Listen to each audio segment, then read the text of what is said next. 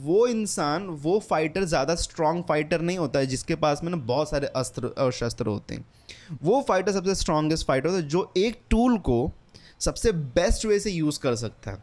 और जिस दिन आपको वो आ गया ना कि एक टूल को सबसे बेस्ट वे से यूज़ करने आ गया, आप सबसे बेस्ट फाइटर बन जाओगे। नमस्कार दोस्तों, एक बार फिर आप सभी लोगों का स्वागत है इंग्लिश इम्प्रोवाइजेशन टेक्निक्स में। तो आज के इस वीडियो में हम बात करने वाले हैं कि वोकैबुलरी कैसे बिल्ड किया। लास्ट एपिसोड मैंने बात किया था कि कौन से वर्ड्स को सीखना चाहिए, कौन से वर्ड्स को नहीं सीखना चाहिए, और सबसे इम्पॉर्टेंट चीज़ कि आप इंग्लिश सीखना ही क्यों चाहते हैं। तो उसके बारे में मैंने लास्ट एपिसोड में बात किया था और आप लोगों से प्रॉमिस किया था कि नेक्स्ट एपिसोड जो हमारा होने वाला है वो वोकैबुलरी के ऊपर होगा। तो वोकैबुलरी को इम्प्रोवाइज़ कैसे करें उसके ऊपर हम बात करने वाले हैं। अब देखिए, सबसे बेसिक जो टेक्निक थी, जो सबसे प्राइमरी जो वे है जिससे आप वोकैबुलरी सीख सकते हैं, वो है रीडिंग। और रीडिंग के ऊपर मैंने आपको ऑलरेडी बताया कि ये मस्ट चीज़ है, शुरू करना बहुत ज़्यादा इंपॉर्टेंट है। और रीडिंग करना एवरी डे एटलीस्ट 30 मिनट्स के लिए एक बहुत ही इम्पॉर्टेंट रूटीन है जो कि आपको हेल्प कर सकता है इंग्लिश सीखने में। अब उसके बाद में फिर वोकैबुलरी वगैरह की बात आती है कि वोकैबुलरी को बिल्ड कैसे करें, चीज़ों को प्रोनाउंस कैसे किया जाए। तो इसके ऊपर वोकैबुलरी को बिल्ड करने के लिए आज का हमारा कंप्लीट एपिसोड होना, जिसके अंदर मैं आपको एक बुक बताने वाला हूँ, और वो बुक है word power made easy by Norman Lewis. तो ये बुक है, ये वन ऑफ द सबसे most important and best books है जो कि मैं आपको बोल सकता हूँ कि इंग्लिश अगर आपको इम्प्रूव करनी है तो उसके लिए one of the best books है ये। अब यहाँ पे ये जो बुक है एक्चुअल में नॉर्मन लेविस की जो बुक है, ये बहुत सारे एडिशंस में अवेलेबल है। मेरे पास में 2 अलग अलग एडिशंस है अवेलेबल, जैसे कि ये एक एडिशन है, फिर ये है। ये जो डिफरेंस कुछ नहीं है दोनों बुक्स में, दोनों बुक्स एग्जैक्टली सेम। ये जो बुक है ये गोयल पब्लिशर्स का है, ठीक है। ये 170 रुपीज़ की आ जाती है। ये जो है ये बुक जो है ये पेंगुइन पब्लिकेशंस का है। कंटेंट दोनों में एग्जैक्टली सेम है। तो बहुत सारे अलग अलग पब्लिशर्स हैं जो कि पब्लिश करते हैं आजकल इस बुक्स को, तो डिफरेंस कुछ ज़्यादा यहाँ पे नहीं है। दोनों ही बुक्स का जो कंटेंट है एग्जैक्टली सेम यहाँ पे कंटेंट है और ज़्यादा डिफरेंस नहीं है दोनों ही बुक्स में। अब कोई भी आप बुक ले सकते हैं, ये अमेज़ॉन पे इजीली अवेलेबल है। चाहिए होगा तो लिंक नीचे डिस्क्रिप्शन में दे दूंगा, आप जाके एक बार चेकआउट कर लीजिएगा, परचेज़ करना हो तो कर लीजिएगा, ठीक है। बाय द वे शायद से इसका PDF कॉपी भी अवेलेबल होगा इंटरनेट पे। अब मुझे ज़्यादा उसके बारे में आइडिया नहीं, बिकॉज ये बहुत ही सस्ती बुक है। 175 रुपये की ये बुक है, 175 रुपीज़ की, और लगभग 125 रुपये 150 रुपये तक में आपको मिल जाती है। तो रेकमेंड करूँगा कि अगर आप इंग्लिश सीखना चाहते हैं तो ये बुक परचेज़ कर लीजिए, बहुत ही अच्छी बुक है ये। अब क्यों अच्छा है उसके बारे में बात करते हैं। अब वोकैबुलरी के बारे में हम बात करते हैं दोस्तों, तो वोकैबुलरी बिल्ड करना बहुत ज़्यादा इंपॉर्टेंट है। अब वोकैबुलरी जब हम बिल्ड करते हैं तो उसमें एक इंपॉर्टेंट चीज़ होती है जिसको हम बोलते हैं एटिमोलॉजी, ठीक है। तो एटिमोलॉजी होता क्या? एटिमोलॉजी जैसे इस बुक में described it deals with the origin and derivation of words. तो एटिमोलॉजी क्या होता है कि कोई भी वर्ड जो हम बोलते हैं उसका हर एक वर्ड का एक रूट वर्ड होता है और उससे फिर वर्ड्स बहुत सारे डिराइव होते हैं। तो बहुत बार अगर आपको रूट वर्ड पता है तो डिराइव्ड जो वर्ड्स होते हैं उन डिराइव वर्ड्स का मीनिंग आप इजीली समझ सकते हैं। तो उसको हम लोग बोलते हैं एटिमोलॉजी। तो उस तरीके से मतलब जो डेरिवेशन होता है वर्ड का या फिर एक्चुअल में वर्ड का एक रूट वर्ड क्या है, वो जब आपको पता होता है तो आप बहुत ही ईजिली समझ पाते हैं कि ठीक है, तो अगर मतलब कि उसका मीनिंग क्या होगा। जैसे ईगो है, ईगो का मीनिंग होता है सेल्फ के। तो ईगोइस्टिक पर्सन का मीनिंग क्या होगा कि एक पर्सन जो सेल्फ सेंट्रिक बहुत ज़्यादा है। लेकिन उसमें अगर ध्यान से देखो तो ईगो जो उसका रूट वर्ड है। तो ये होता है एटिमोलॉजी, मतलब कि आप रूट वर्ड को देख के समझ के मतलब उसके अंदर फिर आप मीनिंग को डिराइव कर सकते हो। बहुत बार ऐसा होता है कि हमको एक्चुअल में वर्ड्स नहीं पता होते हैं, उसके मीनिंग नहीं पता होता, लेकिन अगर रूट वर्ड हमको मिल जाए ना तो रूट वर्ड से हम उसके मीनिंग को डिराइव कर सकते हैं, मतलब हम समझ सकते हैं। ऑलमोस्ट 50-60% हम एक्यूरेसी से हम समझ सकते हैं उसको। तो उसके लिए ना ये बुक जो है ना बहुत अच्छी है। उसके साथ में ही इसके अंदर आप स्टार्ट जब करेंगे इस बुक को, तो स्टार्टिंग में ही यहाँ पे फर्स्ट चैप्टर में how to test your present vocabulary, उसके अंदर ना एक बहुत सारे टेस्ट दिए गए हैं और हर एक चैप्टर में मतलब आप पढ़ेंगे फिर टेस्ट हैं उसके अंदर कि वोकैबुलरी के ऊपर मतलब अलग अलग वर्ड्स किसको कैसे प्रोनाउंस किया जाए, किसको कैसे बोला जाए। और स्टार्टिंग में ही यहाँ पे जैसे फर्स्ट जो यहाँ पे बिफोर बिगिनिंग, जो इसका एक तरीके से हम लोग बोल सकते हैं कि एक प्री पार्ट है बुक का, तो उसके अंदर बहुत सारे ऐसे मतलब बेसिक वर्ड्स दिए गए जैसे कि mother, about, different, orange, cat, coffee, इन सभी वर्ड्स को कैसे प्रोनाउंस किया जाए, कैसे अलग अलग क्या क्या प्रोनाउंसिएशंस होते हैं, डिफरेंट जगहों पे, जैसे कि न्यूयॉर्क में क्या प्रोनाउंसिएशन होता है, मिडल ईस्ट वगैरह में क्या, मिडल वेस्ट वगैरह में क्या प्रोनाउंसिएशन, तो अलग अलग रीजन वाइज भी प्रोनाउंसिएशन कैसे डिफ़र करते हैं, उन सारी चीज़ों के बारे में बताया गया इस बुक में। तो उसके लिए ना ये one of the very one of the सबसे best book and really best books मैं इसको बोल सकता हूँ। मैंने इस बुक को सबसे पहली बार पढ़ा था 2011 या 12 के आसपास में, जब मैं 11th स्टैंडर्ड में था एक्चुअल में, तब मैंने इस बुक को पहली बार पढ़ा था। और एक्चुअली ये बुक मुझे मेरे एक सर ने दिया था, जो कि हमारे स्कूल में आए थे, और वो एक्चुअली इंग्लिश इम्प्रोवाइजेशन के लिए वो थे सर। तो वो जब जा रहे थे, मतलब फाइनली उनका टेन्योर ख़त्म हो गया था हमारे स्कूल से, और फिर वो जा रहे थे, तो उनके पास में ना ये बुक थी, और एक पुराना एडिशन था, ये तो मैंने वापस से परचेज़ किया था। तो उनके पास में ना एक पुराना एडिशन था, ये हर 1-2 साल में नया एडिशन थोड़े बहुत मतलब चेंजेस साथ में आते रहते हैं मार्केट में।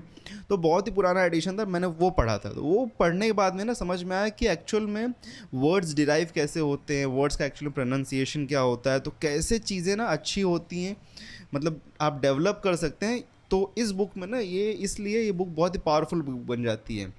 और नॉर्मन लेविस की बुक है, ये नंबर 1 वोकैबुलरी बिल्डर बुक है बाय द वे।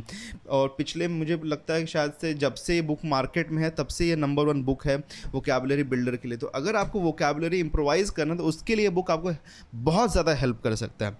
और बहुत डिफ़िकल्ट बुक नहीं है, हाँ थोड़ी मोटी बुक ज़रूर है, जैसे कि आप देख सकते हैं थोड़ी सी मोटी ज़्यादा है, मतलब थिकनेस वाइज बहुत ज़्यादा है। तो आपको स्टार्टिंग में देख के डर ज़रूर लगेगा कि भाई इतनी बड़ी बुक पढ़ पाएंगे कि नहीं पढ़ पाएंगे हम लोग, लेकिन पढ़ लेंगे। आपको देखिए, कोई चीज़ को ना रेस मत पकड़ के चलिए, रेस अगर लगा लोगे ना तो नहीं पढ़ पाओगे। मैराथन है, ठीक है, 1 पेज 2 पेज जितना पढ़ सको एक दिन में पढ़ो, पर उतना ही पढ़ो कि अगले दिन पढ़ने का वापस मन रहे। ऐसा मत करो कि एक दिन में आधी बुक ख़त्म करने के पीछे पढ़े हो और पढ़ रहे फिर अगले दिन मन ही उड़ जाए। तो 2-4 पेज जितना पढ़ सको, क्योंकि लाइफ जो है ना, लाइफ में कोई चीज़ एक दिन या 2 दिन में नहीं होती। जंगल बनाने में बहुत टाइम लगता है, जंगल ऐसे ही नहीं बन जाता है। तो उसी तरीके से स्किल सीख रहे हो, आप इंग्लिश सीख रहे हो, तो 1 से 2 दिन में ऐसा नहीं होगा कि आपको पूरी वोकैबुलरी आ जाएगी, ठीक है। तो वोकैबुलरी बिल्ड कर रहे हो तो धीरे धीरे आहिस्ते आहिस्ते बिल्ड होता है। तो बुक को ले लो और एज इन एक रूटीन के तौर पे 1 से 2 पेज रोज़ पढ़ोगे। जैसे इसके अंदर कितना पेज है, 600 पेजेस के आसपास की बुक है। अब ये जो बुक है ये है 528 पेजेस की। जो दूसरा एडिशन है मेरे पास में, जो गोयल पब्लिकेशंस वाला है, ये है अराउंड कितना है इसमें, 700 के आसपास इसमें पेजेस हैं। तो देखो, अगर 2 पेज भी रोज़ पढ़ते हो तो 1 साल में बुक ख़त्म हो जाती है। तो अब आप बोलोगे 1 साल में बुक ख़त्म होगी तो 1 साल में वोकैबुलरी हमारी बिल्ड होगी। तो एक बात समझो कि वोकैबुलरी है, कहीं पे सीख के किसी को बताना नहीं है। लास्ट वीडियो में बताया था कि किसी को दिखाने के लिए थोड़ी ना काम कर रहे हैं, हम खुद के लिए कर रहे हैं ना। तो जो पढ़े वो डाइजेस्ट भी तो होना चाहिए, राइट। जो पढ़ रहे हो डाइजेस्ट भी तो होना चाहिए। तो 1 से 2 पेज भी अगर रोज़ पढ़ोगे तो बहुत ज़्यादा है, अच्छी बात है। मतलब अगर देखो उससे ज़्यादा पढ़ सकते हो तो पढ़ लो, मना बिल्कुल नहीं करता हूँ मैं, सबका अलग अलग कैपेसिटी है। पर जैसे मैं बता रहा हूँ, अगर नहीं पढ़ सकते तो उन लोगों के लिए मैं बता रहा हूँ कि 1 से 2 पेज ना ज़रूर पढ़ो। इसका बहुत ही अच्छा बुक है, बहुत ज़्यादा हेल्प करेगी आपको। बिकॉज इसमें ना हर एक वर्ड को प्रोनाउंस कैसे किया जाता है, कैसे हर एक वर्ड को मतलब बोला जाता है। जैसे कि अभी मैं स्टार्टिंग में अगर आपको दिखाऊं तो स्टार्टिंग के यहाँ पे चैप्टर्स में, अभी जैसे ये देखो, अभी मैं हूँ पेज, ये इनिशियल चैप्टर है, यहाँ पे एक sentence, Linda spoke to her mother about a different idea she had. अब यहाँ पे नीचे देखो, नीचे अगर देखेंगे ना तो phonetically respelled these words are represented as Linda. अब उसको प्रोनाउंस कैसे करते हैं, तो वहाँ पे Linda, mother, about, different idea कैसे प्रोनाउंस किया था, उन सारी चीज़ों के बारे में लिखा है। और लास्ट में देखो एक सेंटेंस दिया कि द सिंबल ई और inverted e called as schwa represents the quick short vowel sound in the 5 words above। मतलब कि जो अगर इन्वर्टेड ई में लिखा गया है तो उसका मीनिंग है कि क्विक एंड फास्टर, मतलब प्रोनाउंस करना है उस ई को, ओके, बहुत ज़्यादा टाइम तक के लिए रुकना नहीं। जैसे कि डिफरेंट, तो ई के ऊपर ज़्यादा फोर्स नहीं देना, थोड़ा फास्टर वे से निकलना है। फिर देखो अभी नेक्स्ट यहाँ पे देखो प्रीवियस, अभी जैसे दिया प्रीवियस, ओके। तो इसमें एक ई है जो कि शॉर्ट में ख़त्म हो रहा है और एक ई है जो कि लॉन्ग फॉर्म में ख़त्म। सेंटेंस, तो सेंटेंस में ई के ऊपर ज़्यादा फोर्स नहीं किया जाएगा, इसलिए उसको इन्वर्टेड लिखा गया सेंटेंस। अलाउड, फिर नॉर्मल, कॉन्वर्जेशनल, तो इस तरीके से यहाँ पे ना इसमें इसलिए ये बुक ना मुझे बहुत अच्छी लगती है कि इसके अंदर ना एग्जैक्टली प्रोनाउंसिएशंस क्या है ना, और इसके थ्रू अगर कोई सीखता है तो गलती बिल्कुल नहीं कर सकता, बिकॉज इसके अंदर एग्जैक्ट प्रोनाउंसिएशन क्या है ना वो दिया गया है इसके अंदर। और इसके अंदर ना आपको डिफरेंस भी बताया जाएगा कि किस तरीके से अलग अलग रीजन वाइज जो प्रोनाउंसिएशन में डिफरेंसेस आते हैं वो भी इसके अंदर आपको बताया जाएगा।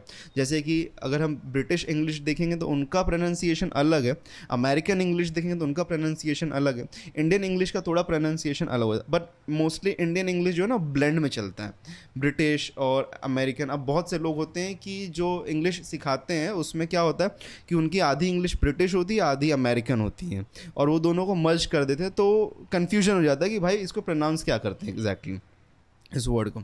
तो वो भी एक कन्फ्यूजन था, लेकिन इस बुक में ना आपको एग्जैक्ट प्रोनाउंसिएशंस मिल जाएंगे।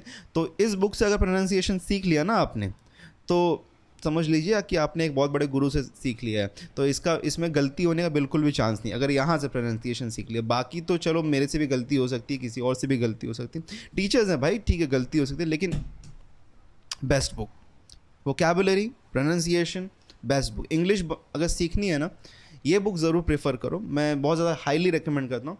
10 से 12 साल पहले मैंने पढ़ी थी और आज भी मैं सभी को यही रिकमेंड करता हूँ, और उसके बाद भी मैंने बहुत से लोगों को दी तो लोगों को भी बहुत ज़्यादा हेल्पफुल लगी है ये बुक।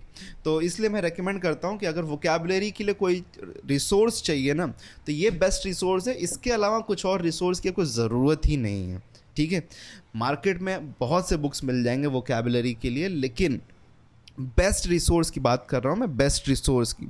एक ही रिसोर्स पर हूँ, देखो वो इंसान, वो फाइटर ज़्यादा स्ट्रॉन्ग फाइटर नहीं होता है जिसके पास में ना बहुत सारे अस्त्र और शस्त्र होते हैं।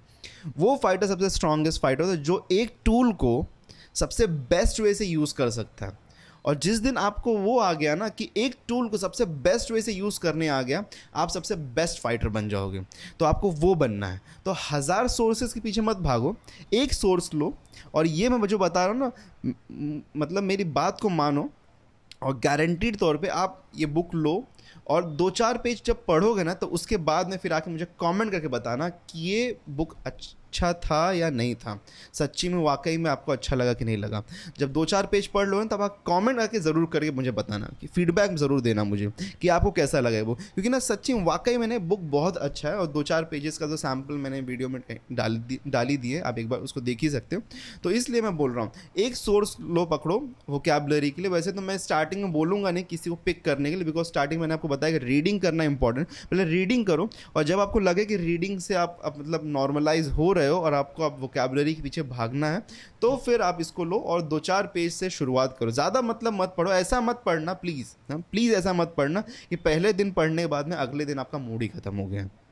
ठीक है, तो 2 पेज 4 पेज पढ़ो, अच्छे से पढ़ो, ताकि अगले दिन वो जो थोड़ा सा अंदर से जो रहता है ना एपेटाइट हम बोलते हैं एक तरीके से, जैसे कि आज ही के दिन मैं आपको आपकी मनपसंद चीज़ पूरा भर भर के खिला दूँ तो अगले दिन नहीं खाओगे उसको, थोड़ा एपेटाइट बचा रहे ताकि अगले दिन भी खा सको, अगले दिन भी वो चीज़ कर सको।